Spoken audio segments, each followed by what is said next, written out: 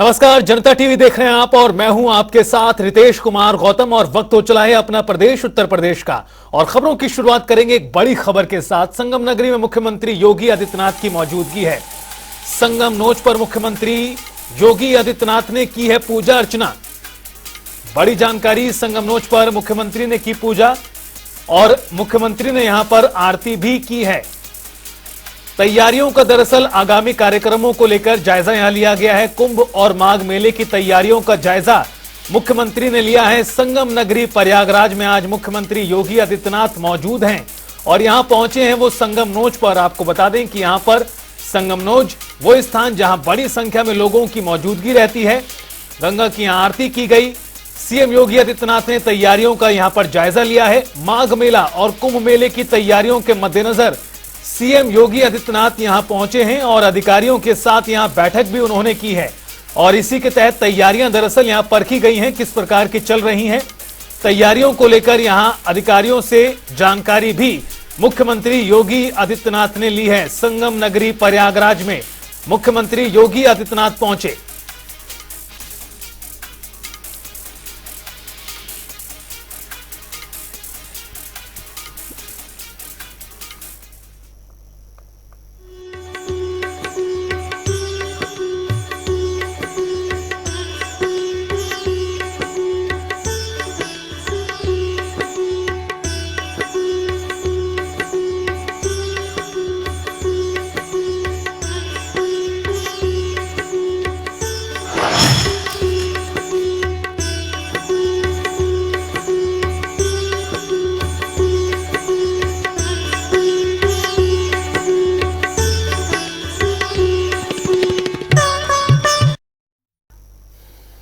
और चलिए बुलेटिन में आगे बढ़ते हैं और अब अपनी खास पेशकश में आपको बताते हैं राम मंदिर के मद्देनजर क्या कुछ ताजा जानकारी है। राम नगरी अयोध्या में रामलला की प्राण प्रतिष्ठा को लेकर तैयारियों को अंतिम रूप दिया जा रहा है। निर्माण कार्यों के साथ विकास कार्यों में भी तेजी दिखाई दे रही है। 22 जनवरी को होने वाली रामलला की भव्य प्राण प्रतिष्ठा से पहले देश के कोने कोने से राम भक्तों के आने का सिलसिला शुरू हो चुका है। कण कण में राम नाम की गूंज यहां सुनाई दे रही है। रामलला की प्राण प्रतिष्ठा से पहले ग्राउंड जीरो से जनता टीवी की स्पेशल रिपोर्ट आपको दिखाते हैं।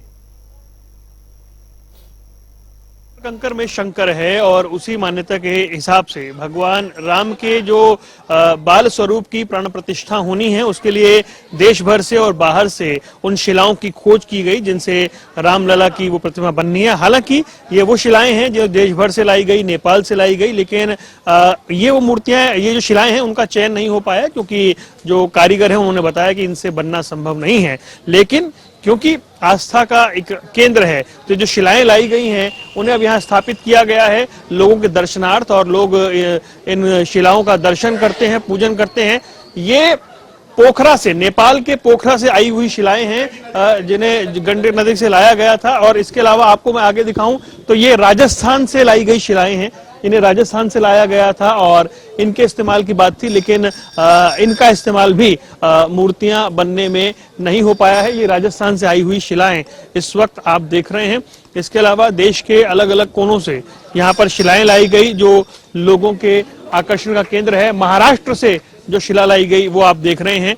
और इसके अलावा ये कर्नाटक से जो शिला आई थी, इन्हें श्याम शिलाएं कहा जाता है। ये शिलाएं कर्नाटक से मंगाई गई थी और लोग यहाँ पर दर्शन पूजन करने आते हैं। आप इन शिलाओं को देख रहे हैं। अभी जो रामलला की जो प्रतिमा जो बननी है वो लगभग बताया जा रहा है कि 3 प्रतिमाएं तय हुई हैं। एक सफेद मार्बल की प्रतिमा है, एक श्याम रंग की प्रतिमा है, इसके अलावा एक और प्रतिमा है। 3 प्रतिमाएं हैं जो लगभग बनकर तैयार हैं और जिनमें से किसी एक का चयन होना है। श्री राम जन्मभूमि तीर्थ क्षेत्र ट्रस्ट उसका चयन करेगा। 3 प्रतिमाओं में से एक प्रतिमा को चुना जाएगा और फिर उसकी स्थापना 22 जनवरी को रामलला विराजमान भव्य मंदिर में होने जा रही है। सफेद प्रतिमा श्याम एक प्रतिमा है और एक बिल्कुल काले रंग की जो प्रतिमा है वो बनी हुई है। लेकिन जो देश भर से शिलाएं आई थी, महाराष्ट्र से, कर्नाटक से, नेपाल से, राजस्थान से, उन्हें अब यहाँ पर स्थापित कर दिया गया है।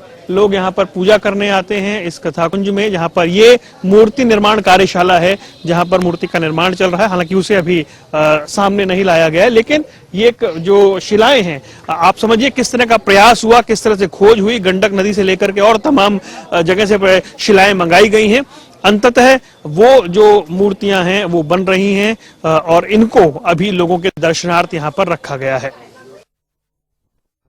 रामनगरी अयोध्या में भव्य प्राण प्रतिष्ठा की तैयारियां तो चल रही हैं, लेकिन किस प्रकार ये तैयारियां की जा रही हैं, इसे जानने के लिए हमारी टीम रामनगरी पहुंची है।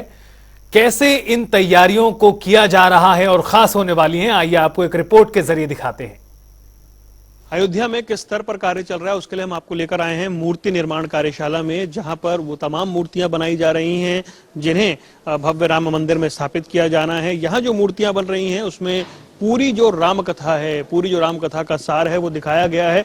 जो पहली प्रतिमा है वो आप देख रहे हैं, एक पुत्रेष्टि यज्ञ की प्रतिमा है कि जब राजा दशरथ ने पुत्रेष्टि यज्ञ किया और अग्निदेव ने प्रकट होकर उन्हें वो खीर का प्रसाद दिया, और उसके बाद की जो कथा आगे बढ़ती है उस कड़ी में आप देखिए कि किस तरीके से भय प्रकट कृपाला, दीन दयाला, कौशल्या हितकारी, यानी राजा दशरथ के यहाँ जो 4 पुत्रों ने जन्म लिया उस पुत्रेष्टि यज्ञ के बाद, उसको यहाँ पर दर्शाया गया है। फिर भगवान राम की जो बचपन की लीलाएं हैं उन्हें यहाँ पर दिखाया गया है। उस तरीके से ये प्रतिमाएं जो हैं स्थापित की गई हैं। भगवान राम का जो बालपन है, जो बाल्यकाल है, ठुमक चलत रामचंद्र बाजत पैंजनिया, उस तरह का बाल्यकाल, और फिर वहां से जब वशिष्ठ मुनि के आश्रम में भगवान राम और उनके सभी भाइयों को भेजा गया, वहां पर तमाम शिक्षा दीक्षा के लिए वो प्रतिमाएं यहाँ पर तैयार होती हुई दिखाई दे रही हैं। उससे आगे आप चलें तो फिर जो भगवान राम की और चारों भाइयों की जो धनुर्विद्या है, जो आश्रम में उनकी शिक्षा दीक्षा हुई, उनकी प्रतिमाओं को बड़े सुंदर रंग से यहाँ उकेरा जा रहा है। अभी इन पर रंग रोगन होना बाकी है। फिर चले जात मुनि दीन दिखाई, सुनहि ताड़का क्रोध कर आई, एक ही बाण प्राण हर लीना, यानी ताड़का वध की जो लीला है विश्वामित्र के साथ वो यहाँ पर दिखाई दे रही है। विश्वामित्र के साथ जो यज्ञ हुआ वो यज्ञ में सुबाहु का वध और मारीच को भगवान ने जिस तरीके से 100 योजन दूर फेंका, उस लीला का वर्णन यहाँ पर किया गया है अलग अलग स्वरूप में। फिर विश्वामित्र के साथ भगवान आगे बढ़ते हैं तो अहिल्या उद्धार की जो कथा है वो आती है, उसको यहाँ पर दिखाया गया है। साथ ही साथ में राजा जनक जो हैं उनका फिर वर्णन बालकांड में आता है, तो वो प्रतिमा यहाँ पर दिखाई देती है जब राजा जनक जब हल जोतते हैं और हल की सीत से वहाँ हल सीता माता प्रकट होती हैं, इसलिए उन्हें सीता कहा गया, वो प्रतिमा है। फिर आप उससे आगे की कथा देख रहे हैं, जब भगवान राम मिथिला पहुंचे हैं तो मिथिला की जो तस्वीरें हैं, मिथिला की जो प्रतिमा है उसको बहुत सुंदर तरीके से यहाँ बनाया जा रहा है।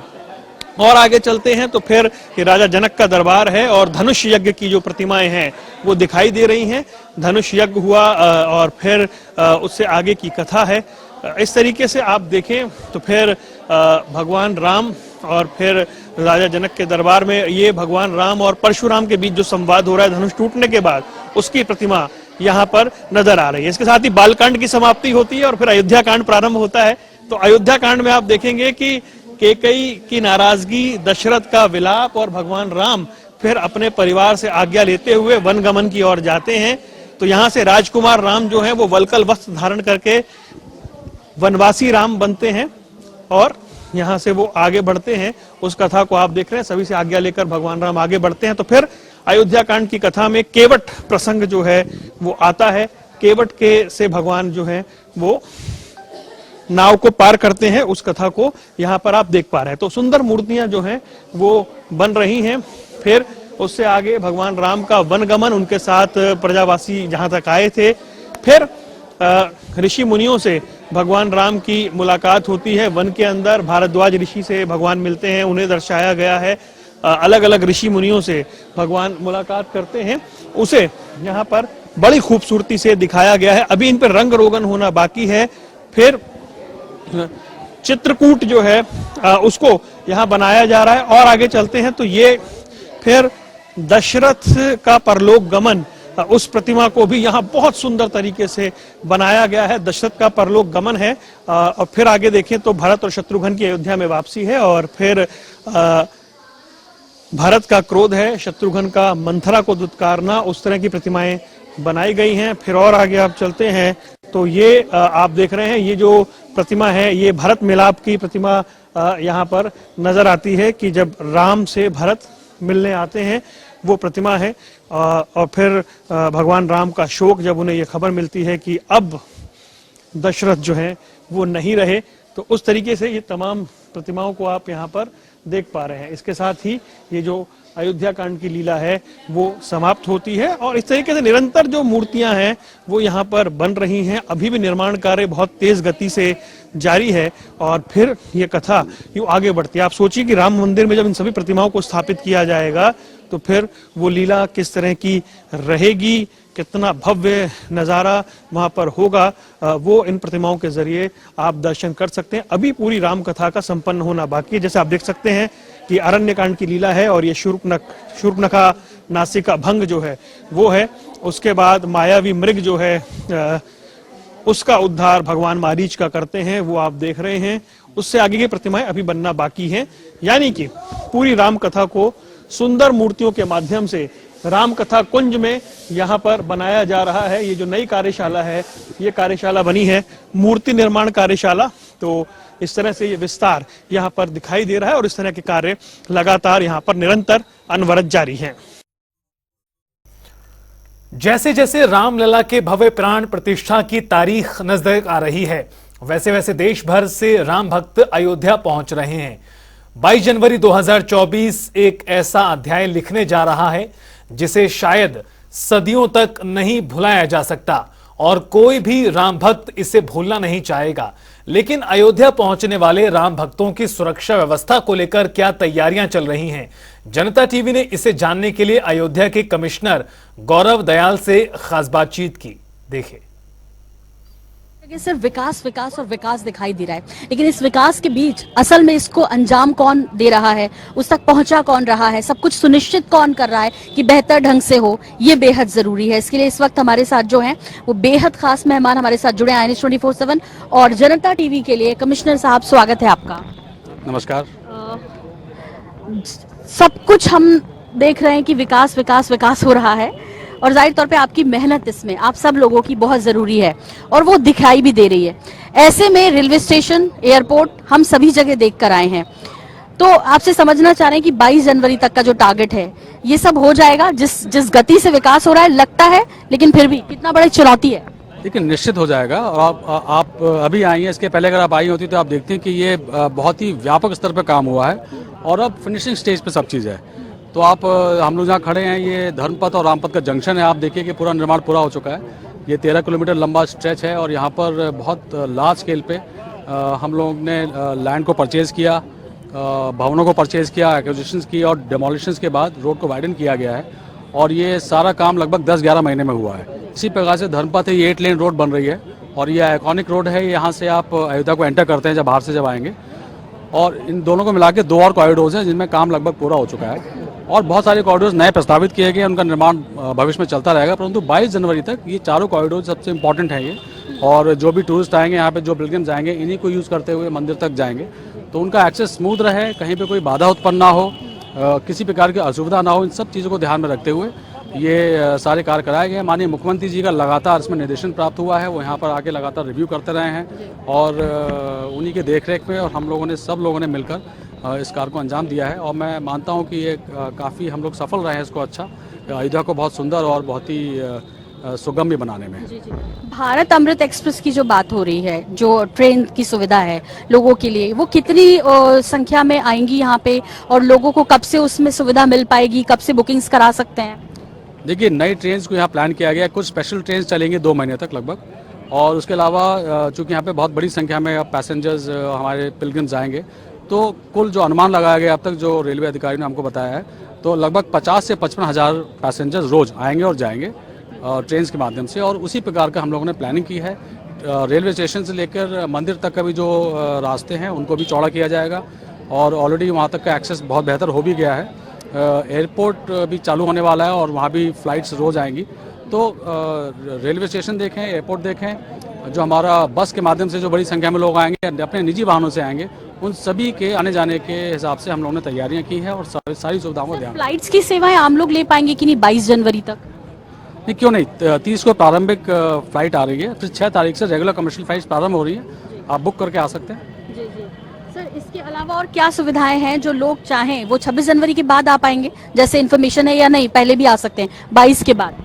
देखिए 21, 20 और 22 3 दिन यहाँ पर रामलला के दर्शन हम लोग को बंद करके रखने पड़ेंगे, मजबूरी है, क्योंकि तैयारियाँ करनी है 22 तारीख की, और 23 तारीख से फिर सबके लिए मंदिर खोल दिया जाएगा और उसके बाद आने जाने में कोई रोक नहीं है। और अगर बहुत ज़्यादा भीड़ का दबाव होगा उस समय हम लोग ये तय कर सकते हैं कि चूँकि बहुत बड़ी संख्या में श्रद्धालु हमारे अगल बगल जिलों से यहाँ पर आएंगे, हम ऐसा अनुमान है हम लोग का शुरू के 10 दिन 15 दिन तक, तो और सब लोग एक साथ उमड़ेंगे तो बहुत बड़ी संख्या में लोग आ जाएंगे। तो हम लोग प्रयास कर रहे हैं कि वहाँ के अगल बगल जिलों के जिलाधिकारियों से बात करके प्रयास ये करें कि वहाँ के लोगों को हम लोग तिथिवार यहाँ पर बुलाएं, एक रोस्टर इस प्रकार का डेवलप कर लें ताकि एक साथ सब लोग ना आए, तो जो क्लॉगिंग होने की संभावना है वो क्लॉगिंग यहाँ पर ना हो। पुलिस की ड्यूटी हम देख रहे हैं कि सब जगह है, दिन रात लगे हुए हैं। सर, क्या शेड्यूल में चेंज आया आप लोगों के? मुझे लगता है कि सबसे ज्यादा कोई व्यस्त होगा तो इस बीच आप लोग होंगे। शेड्यूल में कितना परिवर्तन आ गया आपकी जो दिनचर्या उसमें? देखिए, अब ये तो 24 घंटे ही काम चल रहा है और चूंकि डेडलाइन बहुत ही रिजिड है और हम लोग को बड़ी हार्श डेडलाइन प्राप्त हुई यहाँ पे, क्योंकि स्केल ऑफ वर्क बहुत बड़ा था और माननीय मुख्यमंत्री जी ने भी यहाँ पर हम लोगों को पूरा समर्थन दिया है और उनकी देख रेख में हम लोग इस पूरी चुनौती को पूरा करने वाले हैं। तो निश्चित ही ये बहुत बड़ा कार्य है जिसको हम लोग कर रहे हैं और हम लोग उसको सफल हो जाएंगे करने में 22 जनवरी तक। ये मेहनत लग रही है सर कि आप होंगे। एक मैसेज आम लोगों के लिए जो आना चाहते हैं अयोध्या या जो आ रहे हैं अभी फिलहाल, उसके बाद तो आप नहीं आ पाएंगे, वीवीआईपी ही आ पाएंगे कुछ दिनों में? नहीं, ऐसा नहीं है, वीवीआईपी हर प्रकार के, हर श्रेणी के लोग आएंगे और सभी का स्वागत है अयोध्या में, हर वर्ग के लोग आएंगे। तो सभी को मेरा मैसेज ये है कि अयोध्या आपके स्वागत के लिए तैयार है, आप लोग यहाँ पर आइए और रामलला के दर्शन करिए। एक बहुत लंबे संघर्ष का फल प्राप्त होने जा रहा है अयोध्या वासियों को और मैं माननीय मुख्यमंत्री जी की तरफ से, माननीय प्रधानमंत्री की तरफ से सभी लोगों को न्योता दे रहा हूँ, अयोध्या में आएँ और रामलला के दर्शन करें। यहाँ पे और भी बहुत सारे अट्रैक्शंस हम लोग क्रिएट करने का प्रयास कर रहे हैं और इसके अलावा बहुत सारे यहाँ पे कुंड हैं जिनका पुनर्विकास किया गया है, बहुत सारे मंदिर हैं जिनका जीर्णोद्धार कराया गया है। पब्लिक के सहयोग से भी हम लोगों ने बहुत सारी चीज़ें की हैं और बहुत सारे अनुभव केंद्र डेवलप कर रहे हैं। लोग आएंगे तो निश्चित ही यहाँ पर 2-3 दिन बिताने का उनको अच्छा मौका मिलेगा और सबको लुत्फ उठा सकेंगे सारे लोग अयोध्या के, ऐसा मेरा मानना है। शुक्रिया सर, आपने इतना वक्त दिया अपने व्यस्त शेड्यूल के बीच, इसलिए बहुत बहुत धन्यवाद आईएनएच और जनता टीवी से बात करने के लिए। और विकास एक निरंतर प्रक्रिया है जो कि चलती रहेगी और लेकिन अयोध्या में भगवान श्री राम के दर्शन आपको होते रहेंगे। जब भी मौका मिले, जब भी वक्त मिले, जब आपको लगे कि सब कुछ अच्छे से इजी गोइंग में हो सकता है तो फिर अयोध्या आइए, क्योंकि अयोध्या सिर्फ आपके लिए तैयार हो रही है। कैमरामैन रियाज के साथ सोनल भारद्वाज, कौशल, आईएनएच 24/7 और जनता टीवी के लिए। ये तैयारियां केवल अयोध्या ही नहीं बल्कि राजधानी लखनऊ में भी देखने के लिए मिल रही हैं, जहां उत्साह से भरे राम भक्त भव्य प्राण प्रतिष्ठा को लेकर तैयारियों में जुट गए हैं। हमारे संवाददाता अनुप कुमार सिंह की ये खास रिपोर्ट आपको दिखाते हैं। की स्थापना की जो है तारीख जैसे जैसे नजदीक आ रही है वैसे वैसे पूरे प्रदेश में इसकी तैयारियां चल रही हैं। लखनऊ में भी बड़े पैमाने पर तैयारियां चल रही हैं। यहाँ पर जो बड़ी काली मंदिर के जो है महाराज हैं हमारे हंसानंद जी, मैं उनसे जानना चाहूँ क्या क्या तैयारी है और लोगों को कैसे घर घर जो है अयोध्या से जोड़ेंगे। वो जो शोभा यात्रा निकल रही है वो लोग बागों में जन जागरण के लिए अभियान की पूरी एक जानकारी है कि जो अयोध्या से जो अक्षत आया है वो सबको घर घर देना है और जो महापर्व मनेगा 22 जनवरी को वो हमको घर में कैसे मनाना है। हमारे आसपास जितने मंदिर हैं, हमें अपने घर में 11 दीपक जला सकते हैं, मिठाइयाँ बांट सकते हैं, अच्छे कपड़े पहन सकते हैं, आतिशबाजी कर सकते हैं, एक दूसरे गले मिलकर ये पूरा त्यौहार हमको महापर्व मनाना है 22 जनवरी वाले दिन। तो इसके लिए कितने घरों का संपर्क आपने जो है लक्ष्य रखा है? हमारे जो लक्ष्मण नगर है उसमें 22,000 परिवार हैं, 22,000 परिवार तक पहुंचने का हमारा लक्ष्य है। तो आपके कितनी लोगों की टीम रहेगी जो लोगों के पास जाए और जो है उनको एजुकेट करे? तकरीबन 250 से 300 लोगों की हमारी टीम रहेगी जो घर घर जाके अक्षत देगी। तो ये जो है हंसानंद महाराज जी का सीधा कहना है कि 22,000 जो परिवार है उनके घर तक टीम जाएगी और वो टीम जा करके लोगों को प्रेरित करेगी कि वो 22 जो है जनवरी को और अपने घर में पूरा दिवाली का उत्सव मनाएं और पूजा पाठ भी करें। तो इन सब चीज़ों को लेकर लखनऊ में बड़े पैमाने में तैयार हैं। मैं आशीष से कहूँगा आप जरूर दिखाएं किस तरह जो है यहाँ चौक से जो है जुलूस निकल रहा है और एक कलश यात्रा जो है पूरी लंबे समय से चलेगी। और सबसे बड़ी बात है कि इसमें जो है सैकड़ों की संख्या में महिलाएं जुड़ी हैं। महिलाएं जनरली जो है घर से नहीं निकलती हैं, लेकिन महिलाएं और पब्लिक इसका पूरा जो है श्रेय जो है हंसानंद महाराज जी को जाता है, जिन्होंने पूरा जो है यहाँ पर आयोजन कर रखा है।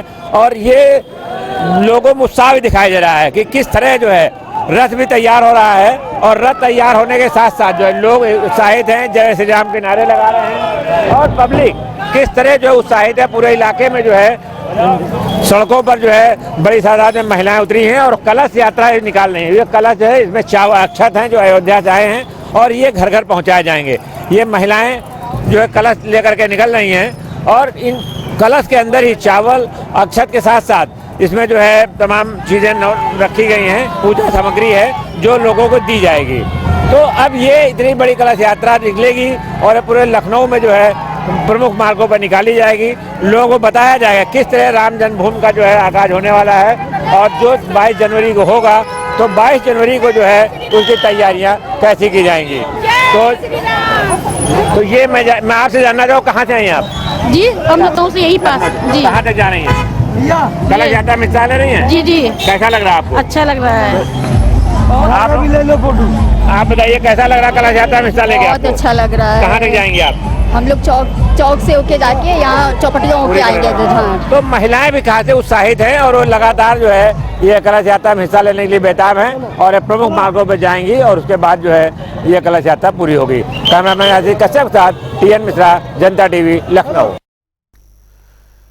और चलिए खबरों में आगे बढ़ते हैं, जहां पूरे प्रदेश के कई शहर कोहरे के आगोश में हैं, तो वहीं ताज नगरी आगरा को भी कोहरे ने अपनी चपेट में ले लिया है।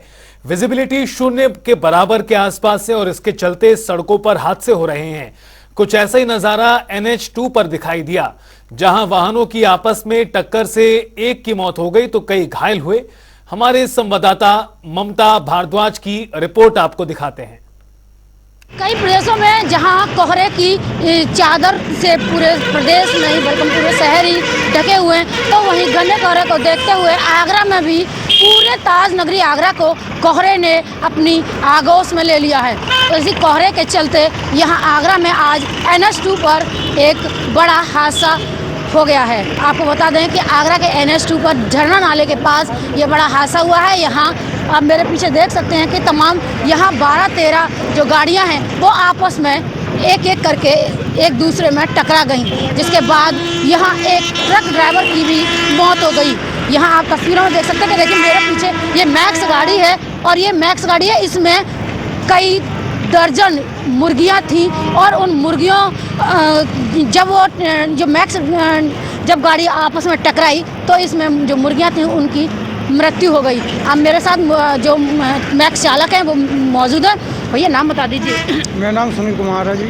सुनील जी कहाँ से आ रहे थे और किस तरह ये हादसा हुआ, कितने समय की ये बात?